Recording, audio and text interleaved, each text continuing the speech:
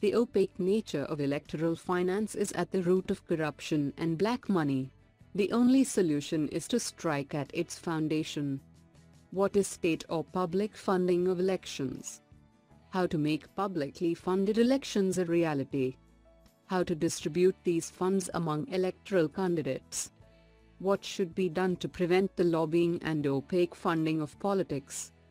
GS Paper 2, Important Aspects of Governance, Transparency and Accountability, Electoral Reforms.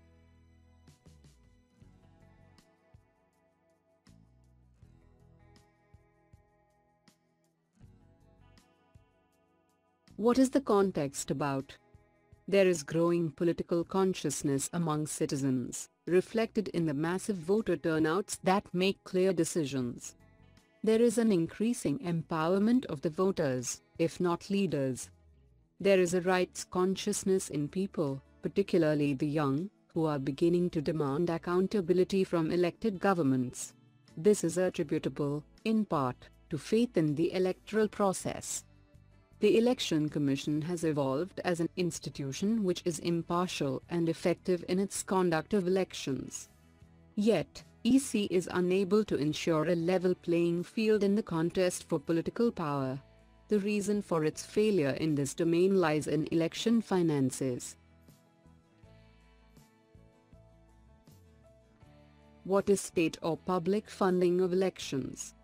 This means that government gives funds to political parties or candidates for contesting elections. Its main purpose is to make it unnecessary for contestants to take money from powerful moneyed interests so that they can remain clean. For this to happen, state funding needs to be accompanied by strict accounting and transparency. It is also believed that state funding is a natural and necessary cost of democracy. It brings new and growing parties in par with the established parties, thus ensuring fair elections. How to make publicly funded elections a reality? First, the resources allocated to the local area development schemes for members of parliament and state legislatures, MP-LADs and MLA-LADs, have increased at a rapid pace over the past 2 decades. These enormous sums of public money, as much as Rs 53,000 crore over 5 years, are often underutilized or misused without social audit or public accountability. The MP-LAD and MLA-LAD schemes should be discontinued. The money saved should be used for public funding of elections.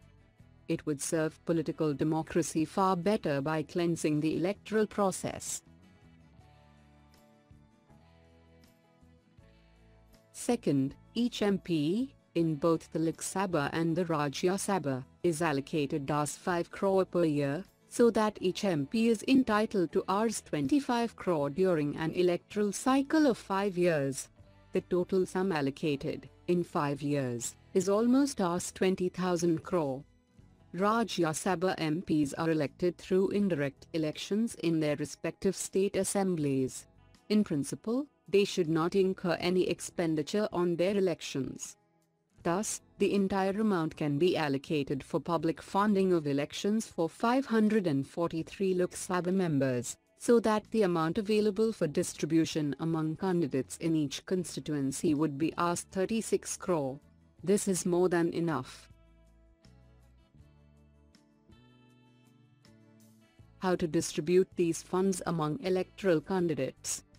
There are 2 possible mechanisms for distributing these funds among electoral candidates, both for the Lok Sabha and for state legislatures.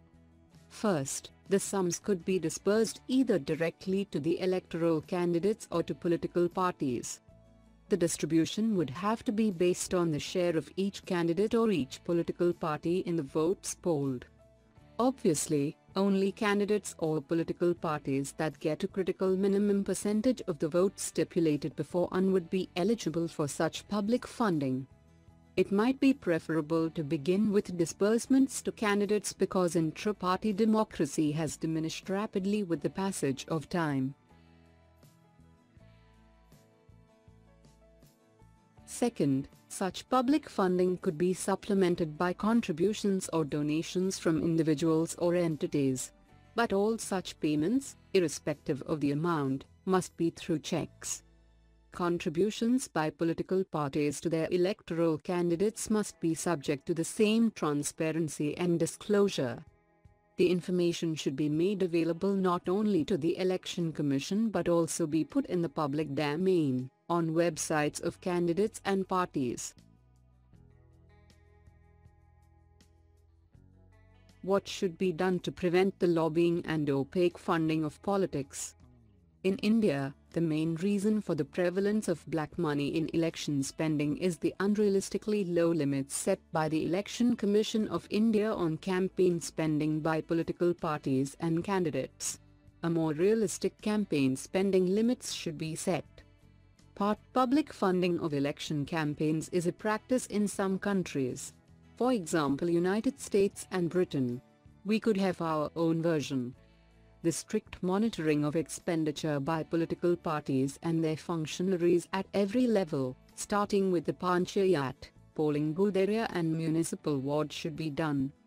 Every party should disclose its expenditure every month at every level. This should be open to challenge by rival parties, media, etc.